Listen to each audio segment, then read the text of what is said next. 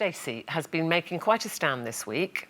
This is all about photographs and something you feel very strongly about that you've been posting on your social media. So tell us a little bit about the background to this before we discuss it.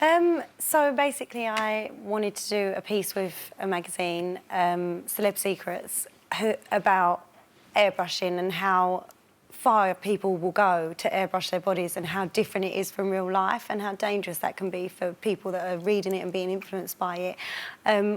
Ever since we did Body Stories here, I felt really passionately about the way women and men view themselves and the pressures put on them by society. And I just think that if there's anything I can do to raise awareness to that, then I want to be a part of it. So what you did with them...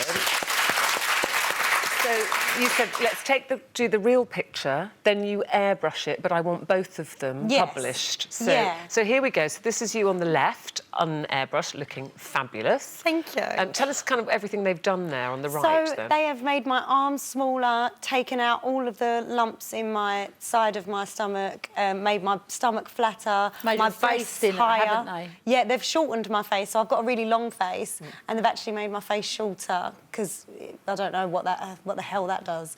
But when you look at that picture, do you just go, oh, actually, it's quite nice. They've just smoothed out this and that? It doesn't look like me. It doesn't look like me. I know what I look like. I look at myself every single day. So I look at that picture and I go, yeah, that's a great CGI version of me. But then don't you think people know by now that practically every magazine... I mean, I was on the front of Woman and Home magazine at Christmas.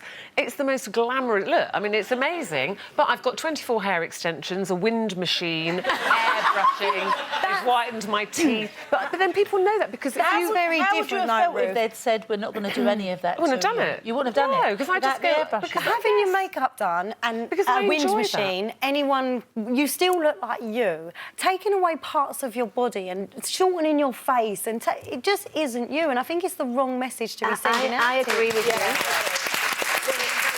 The younger generation, but I also struggle throughout my life with body image, with one thing and another, and I got the opportunity to do something for Hello magazine, and I did ask the gentleman who was doing the photography, could you give me a little bit of a slimmer arm? Could you airbrush me a little bit? It was my choice, not his, because he also said, well, I don't feel like you need it, but I said, well, I feel if you could just take a few. So if they'd have said no, would you have said, well, I don't want to do your cover then, because I don't want to look like... I don't want my flaws because shown. obviously I'm new to all this, but after talking to you today and we had that lovely discussion this morning, perhaps I won't ask to have that done again. But then,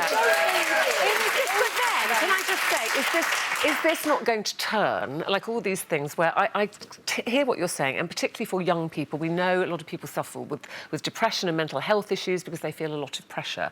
But... most people know when they buy magazines, you're buying an image. Most people know it's not real. But then don't we have a moral obligation to make that image true to what it is so we can make people feel better about themselves? Would you actually, seriously, would you buy a magazine if there's a picture of me on the front with bags, wrinkles... If it was an interesting... Would you? Come on. If it was an interesting article, if it was an interesting story, then yes, we'd buy it. It wouldn't The reason we buy the ones that we're buying now is because we've been conditioned to believe that's what people should look like. Well, then maybe we should have a magazine with no airbrushing at all, with a lot of women in that magazine, and let's see. Kids do it on their phones. It would fold after a month. How many people reacted to Body Stories that we did, where we all, you know, got into our swimwear and no airbrushing, no nothing? There were hundreds of thousands of people. I agree with you, but taking it in the real world, and it was an amazing campaign, absolutely amazing campaign, and so many people were talking about it. But I'm talking about magazines. Like magazines sell because we're buying into a lifestyle. No, they sell because we tell people that they're not good enough so that they can then sell their products on the pages of magazines because you're only going to sell it to someone who's insecure. So that's the reason that But when Shirley and I were young, we didn't have airbrushing and we couldn't filter our phones. We still had magazines. We still had glamorous... I loved it that everybody But I bet you beautiful. didn't worry as much as children and young adults do now. I bet, you know, I did. I always wanted to look like Farrah Fawcett-Majors. I never knew I never would. But you'd forget about it and go out and play in the park, whereas now your phone's with you, your social media is everywhere you go. Every image you look at is altered and nothing is real life. And I think it's a really dangerous thing. I've never altered anything of a photograph I've ever put up. No. What you see is what you get. Well, that's the thing on my Instagram. The thing is, the reason I think I can do that, people know I don't look like that, because on my Instagram, there's me at home with no makeup, I'm walking the dog, you know, at the gym. So to me, that's just dressing up, playing, you know,